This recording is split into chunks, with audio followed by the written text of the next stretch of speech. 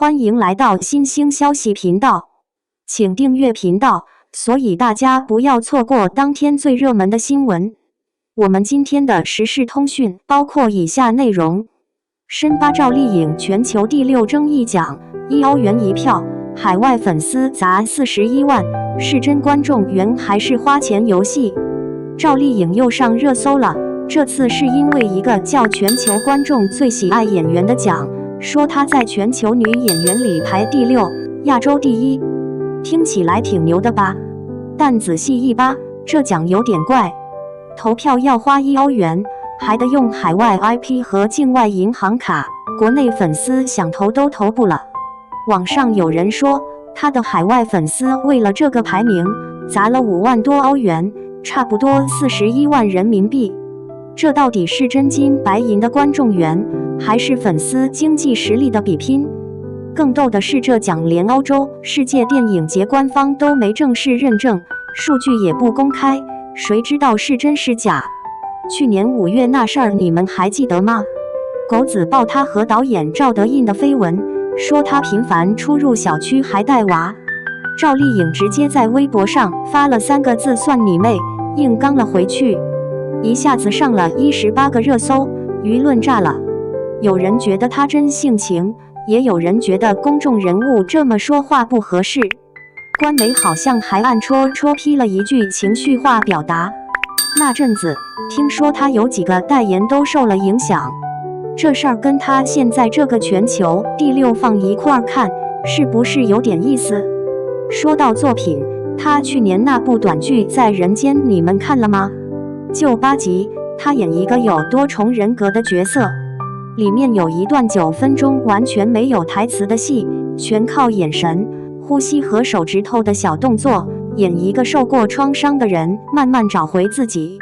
這段戲被歐洲好幾所電影學院拿去當教材了，法語和德語字幕版在 YouTube 上播了上千萬次。好多老外說，以前覺得亞洲演員就得靠誇張動作或者大喊大叫才能吸引人，沒想到安靜的表演也能把人看哭。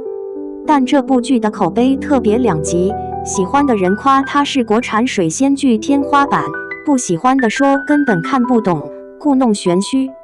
豆瓣評分最後掉到6分多，即均播放量才886萬，還被一些榜單列為2025年最撲的85花劇集之一。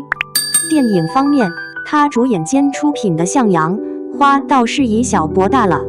成本大概5000萬，最後票房收了2.3億，拿了清明檔的冠軍。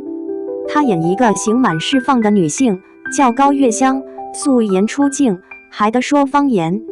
這片子被人民日報點評過，說司法行政故事直抵人心。但也不是沒爭議，有人覺得對比那些動輒10幾億的大片，這個票房也就那樣，甚至開始質疑他扛票房的能力是不是下滑了。電視劇《小城大事》今年初在央視播的，收視率最高衝到過2.77%，算是開了個好頭。他演一個基層女幹部李秋平，為了角色剪了短髮，還增重了8公斤。但豆瓣評分只有6.5，不少人吐槽他演技生硬，尤其是跟黃曉明對戲的時候，感覺不太自然。這劇口碑也沒達到預期，跟他之前《風吹半夏》那種好評如潮的情況不太一樣。他出海的路子跟章子怡那代人不一樣，章子怡是靠合拍片，說英文台詞，跟着西方導演走進國際視野的。趙麗穎完全沒走這條路，她就是靠《花千骨》《楚喬傳之否》這些華語劇，通過 Netflix、Viki 這些流媒體平台，讓海外觀眾自己去找去看，去剪輯2次創作。像《知否》在韓國 Never 上連續13週排前3，韓國人把它叫做中國版明成皇後。《楚喬傳》在土耳其和埃及的電視台收視率還破過紀錄。據說投他票的人裡，65%都是35歲以上的非華裔普通人，不是什麼狂熱粉絲。歐美影評人說他演的角色有種悶着勁兒扛事的感覺，像北歐女性。日本觀眾覺得盛明蘭那種不吵不鬧但心裡有數的勁兒，就是現代版的大和福子。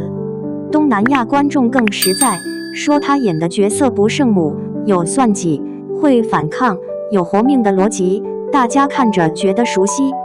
商務方面，她今年1月剛升級成了紀梵希的彩妝和香氛雙線全球代言人，是品牌第1個華人雙線全球代言人。官宣的時候正好趕上小城大事熱播，紀梵希還包了1016個影廳支持，1016正好是她的生日10月16號。但往前倒幾年，她剛出道那會兒，紅毯造型沒少被炒土氣，影樓風都說她是高奢絕緣體。現在能拿到這個 title， 變化確實大。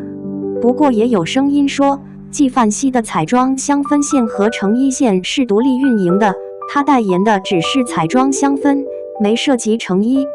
她幾乎不怎麼上綜藝，也很少靠戀情什麼的炒熱搜。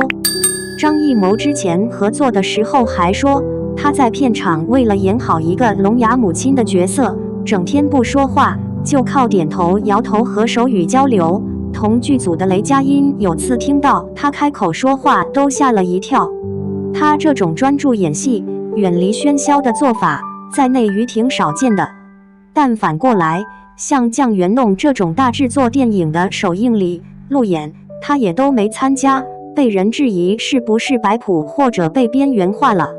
那個全球觀眾最喜愛演員的獎，現在網上吵得不可開交。支持的人覺得，就算有爭議，也說明他的作品和角色確實觸達了海外普通觀眾，不然誰願意花這個錢？反對的人覺得，這就是個花錢買排名的遊戲，規則本身就不公平，沒什麼權威性可言。歐洲傳統的3大電影節，像戛納、威尼斯、柏林，都是幾個專業評委關起門來評的，看的都是藝術性和創新。這個觀眾選擇獎想搞大眾民主，結果弄了個付費門檻，反而更不平等了。他去年算是挺忙的，有電影有電視劇，有口碑好的也有爭議大的。從橫店跑龍套，因為圓臉被說演不了主角，到現在成為雙料視後，還拿到國際品牌的全球代言，這條路走了快20年。但每一步好像都伴隨着討論，不管是作品本身，還是他個人的一些選擇。現在這個全球第6的獎，又把所有這些討論捲在了一起。有人覺得實至名歸，用作品說話；有人覺得迷霧重重，需要更多證據。可能這就是當下娛樂圈的常態吧。任何一點成績或者風波，都會被放在放大鏡下看，真的假的，好的壞的，全都混在一塊兒。